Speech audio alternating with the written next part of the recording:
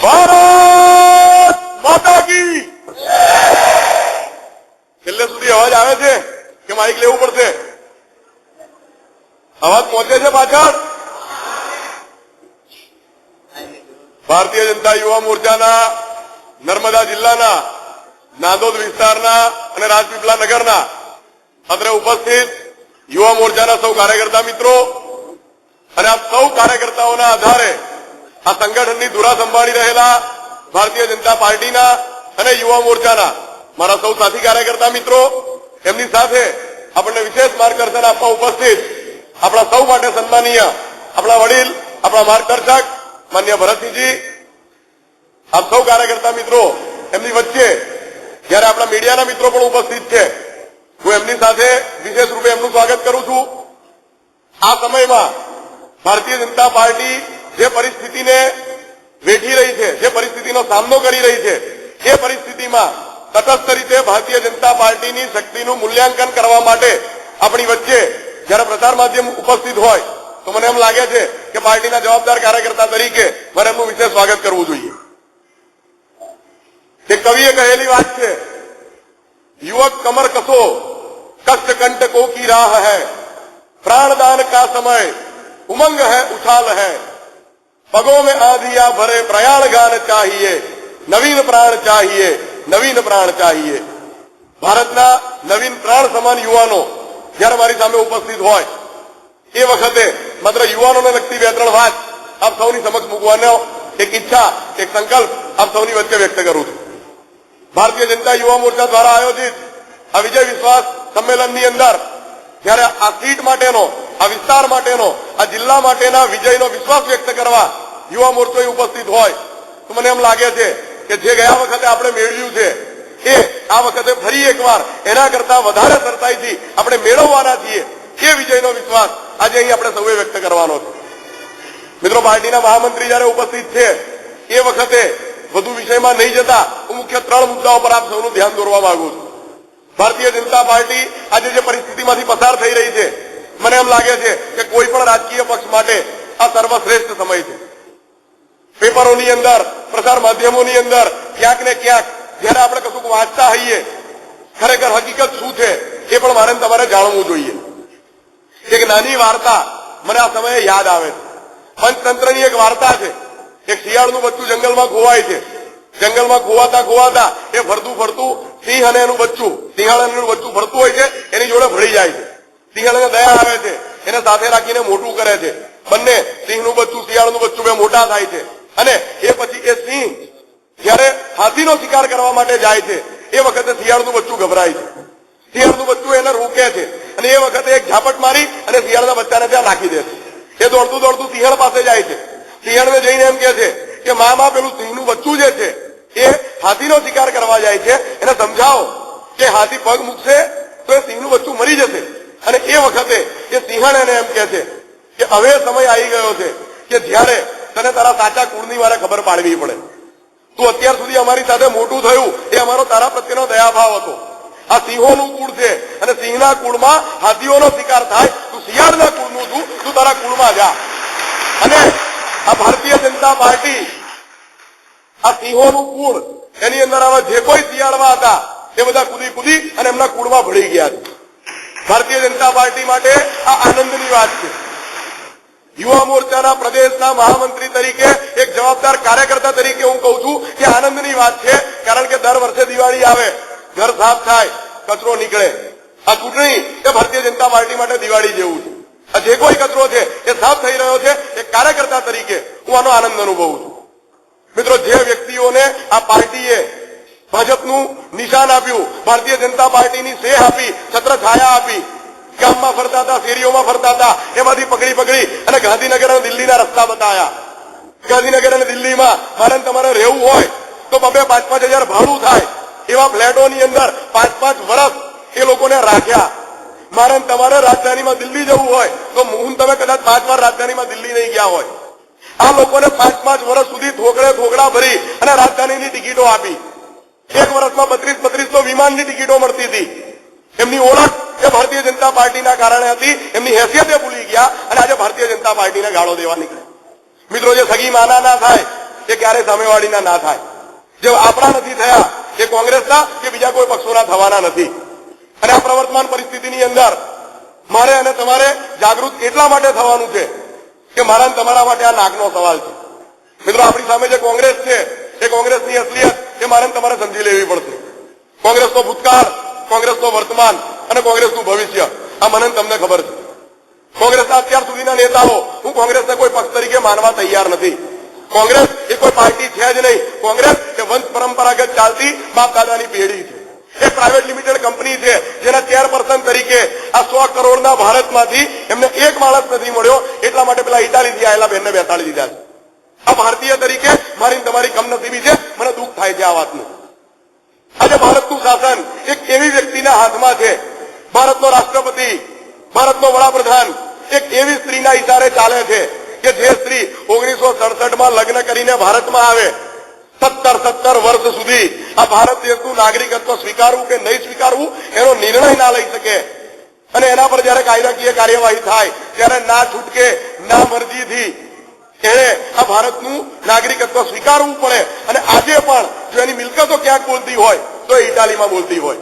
આ ભારત જેને પોતાનો દેશ નથી લાગ્યો એવા કુટુંબ, એવા પરિવારની એ પુત્રવધુ કે આ ભારતનું શાસન ચલાવે, મારી તમારી માટે આ દુઃખદ વાત છે. એમના જે કોઈ વડવાઓ હતા, સોનિયા ગાંધીની પહેલા રાજીવ ગાંધી આયા. રાજીવ ગાંધી પ્લેન ચલાવતા ચલાવતા અચાનક જ ભારતના વડાપ્રધાન થઈ ગયા. એની આગળ ઇન્દિરા ગાંધી આયા. ઇન્દિરા ગાંધીની આગળ જવાહરલાલ નહેરુ આયા. એની આગળ મોતીલાલ નહેરુ હતા. મિત્રો, આ એક કમનસીબી છે. જે જવાહરલાલ નહેરુ એમને ભાજપ અને ભાજપ એ વખતે હતું નહીં, પણ ભારત શું છે એની ભૂગોળ એમને ખબર ના હોય કે જવાહરલાલ નહેરુ આ દેશના પહેલા વડાપ્રધાન થાય. અને મિત્રો, આ દેશની અંદર જયારે ચીનની સામે મારે તમારે યુદ્ધ હારવાનું થાય, એ યુદ્ધની અંદર સિયાચીનની જમીન એ ચીન કબજે કરે અને લોકસભામાં સવાલ ઉઠે એ વખતે એ જવાહરલાલ નહેરુ જવાબ એવો આપે કે જ્યાં ઘાસનું તલખણું ઉગતું નથી એવી જમીન ગઈ તો 6 ગઈ. તો જવાહરલાલ, આ ભારત શું છે એ જો તમારે જાણવું હોય તો તમારે અટલ બિહારી વાજપેયીને યાદ કરવા પડે. એમણે આ દેશની માટે, આ માતૃભૂમિ માટે કરેલી વંદના અને એમના અમુક શબ્દો, એ શબ્દોને યાદ કરવા પડે. ભારતના પહેલા બિન કોંગ્રેસી વડાપ્રધાન, ભારતીય જનતા પાર્ટીના સિરમોર એવા અટલ બિહારી વાજપેયીએ આ દેશ માટે જે રચના આપી છે, એમની કલ્પના આ દેશ માટે, ભાજપની કલ્પના આ માતૃભૂમિ માટે, મને એમ લાગે છે કે શબ્દો મારે આપની સમક્ષ મૂકવા જોઈએ. અટલજીએ કહ્યું છે કે ભારત કોઈ जमीन का टुकड़ा नहीं, एक जीता जागता राष्ट्र पुरुष है. हिमालय उसका मस्तक है, कश्मीर मुकुट मणि है. पंजाब और बंगाल उसकी तो विशाल भुजाएं हैं, पूर्व और पश्चिम घाट इसकी तो विशाल जंगाएं हैं. दिल्ली इसका दिल है, विंध्याचल कटी है, नर्मदा करधनी है. कन्याकुमारी इसका पावन चरण कमल है, हिंद महासागर इसके पैर पखारता है. यह वंदन की भूमि है, अभिनंदन की भूमि है. यह अर्पण की भूमि है, यह तर्पण की भूमि है. इसका कंकर कंकर शंकर है, बूंद बूंद गंगा जल है. हम जिएंगे तो इसके लिए, हम मरेंगे तो इसके लिए. आ संकल्प એ ભાજપનો ભારત માટેનો સંકલ્પ છે. જે લોકો ભારતને સમજ્યા નથી એ લોકો આજે ભારતનું શાસન ચલાવવા નીકળ્યા છે. કોંગ્રેસ પક્ષ શું છે એ આજની તારીખે કોઈ સમજી નથી શક્યું. ક્યારે કોણ ક્યાંથી આવે છે કોઈને ખબર નથી પડતી. ક્યાંક એમને પૂછો કે એમનો મુખ્યમંત્રી પદનો ઉમેદવાર જાહેર કરે, એમની પાસે એક નામ નથી કે જે નરેન્દ્રભાઈની સામે ઉભું રહી શકે. કોંગ્રેસની વાત ક્યાં પૂરી થાય છે? એની વધારે વાતો કરી અને એ બોગસ પક્ષને હું મોટો કરવા માંગતો નથી. મિત્રો, બહુ સ્પષ્ટ વાત કરું તો અત્યારના પ્રવર્તમાન રાજકારણની 2-4 ભૂલકિયાઓ નીકળી પડ્યા છે ભારતીય જનતા પાર્ટીને ગાળો દેવા માટે. એક નાની વાર્તા આપણે ભણવામાં આવતી હતી. જયારે આપણે શાળામાં હતા, એક ટોપીઓનો વેપારી એ ટોપીઓ વેચવા નીકળે, જંગલ આવે, જંગલમાં એને થાક લાગે, એ ઝાડની નીચે સૂઈ જાય, વાંદરાઓ આવીને ટોપીઓ લઈ જાય. એ ઉઠે, વેપારી હોશિયાર હોય, એને ખબર હોય કે વાંદરા નકલચી હોય, એટલે પોતાની ટોપી ઉતારી નીચે નાખે. બધા વાંદરાની નકલ કરે, ટોપીઓ નાખી દે, એ ટોપીઓ ભેગી કરે, લઈને જતો રહે. વાર્તાનું નામ હતું હોશિયાર વેપારી અને મૂર્ખ વાંદરા. બરાબર 20 વર્ષ પછી એ જ વાત એનો બીજો ભાગ આવે છે. એ વેપારીનો પુત્ર ફરી એ ટોપીઓનો ધંધો, ફરી જંગલ આવે, ફરી ઝાડ નીચે આરામ કરે, ફરી વાંદરા ટોપીઓ લઈ જાય. ત્યાં સુધી બરાબર એવું ને એવું થાય. એ પછી એને યાદ આવે એના પિતાજીની વાત, એટલે એની ટોપી ઉતારી અને નીચે નાખે. એકેય વાંદરો એની નકલ કરતો નથી. 1 વાર, 2 વાર, 3 વાર, 4 વાર, 5 વાર, સતત 5 વાર એકનો એક પ્રયત્ન કર્યા પછી જયારે પરિણામ નથી મળતું એ વખતે ઝાડના ડાળખે બેઠેલો એક વડીલ જેવો દેખાતો વાંદરો એને ધીમે રહીને કહે છે કે ડફોડ, જો તારા બાપાએ તને આ વાર્તા કીધી હોય તો અમારા બાપાએ અમને આ વાર્તા નહીં કીધી હોય? મૂળ વાત જે છે એ એવી છે કે સમય બદલાય છે, સમય બદલાતો હોય અને એની અંદર જો વાંદરાઓ હોશિયાર થઈ જતા હોય તો અહીં બેઠેલામાંથી કોઈ વાંદરા તો છે જ નહીં. આપણને અમુક લોકો વાંદરા બનાવવા નીકળ્યા છે. કોઈ પાટીદાર સમાજના નામે વાંદરા બનાવે છે, કોઈ કોળી સમાજના નામે વાંદરા બનાવે છે. ભારતીય જનતા પાર્ટી એ પાર્ટી માટે સમર્પિત કાર્યકર્તાઓનું પક્ષ છે, એ પાર્ટી માટે સમર્પિત કાર્યકર્તાઓનું સંગઠન છે અને એની અંદર મને અને તમને મૂર્ખ બનાવવા આવનાર એમાંના કોઈ પણ વ્યક્તિ એ આપણને મૂર્ખ નહીં બનાવી શકે. એ સંકલ્પ, એ વિશ્વાસ, એ આજના વિજય વિશ્વાસ સંમેલનની અંદર મારે તમારે વ્યક્ત કરવાનો છે. મિત્રો, એ જે કોઈ બળવાખોરો છે, જે કઈ અસંતુષ્ટો છે, હું તો એમના નામ પર જવા માંગુ છું. આ સંતુષ્ટ એટલે શું કે જેને સંતોષ નથી એ. મિત્રો, અહીં બેઠેલામાંથી કયો કાર્યકર્તા એવો છે કે જે મંત્રી છે? અહીં બેઠેલામાંથી કયો કાર્યકર્તા એવો છે જે બોર્ડ નિગમનો ચેરમેન છે? મિત્રો, કોઈ નથી. અને છતાં અહીં બેઠેલો કાર્યકર્તા સંતુષ્ટ છે. એ સંતુષ્ટ એટલા માટે છે કે ગુજરાતમાં ભાજપની સરકાર છે. ભાજપના મુખ્યમંત્રી તરીકે નરેન્દ્ર દામોદરદાસ મોદી નામના સ્વચ્છ વ્યક્તિ, સ્વસ્થ વ્યક્તિ, નિડર વ્યક્તિ ગુજરાતનું શાસન ચલાવી રહ્યા છે. એના કારણે અહીં બેઠેલો કાર્યકર્તા સંતુષ્ટ છે. એ અસંતુષ્ટ કેમ છે?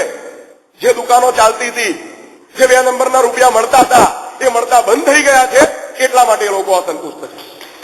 અને હું તો બહુ સ્પષ્ટ કહેવા માંગીશ, હમણાં સંમેલન હતું રાજકોટની અંદર, એક સૂત્ર બનાવ્યું જય સરદાર, ટ્રકોની ઉપર લગાડી અને નીકળી પડ્યા પાટીદાર સમાજનું સંમેલન કરવા માટે. મિત્રો, હું યાદ કરવા માંગીશ સરદાર વલ્લભભાઈ પટેલને.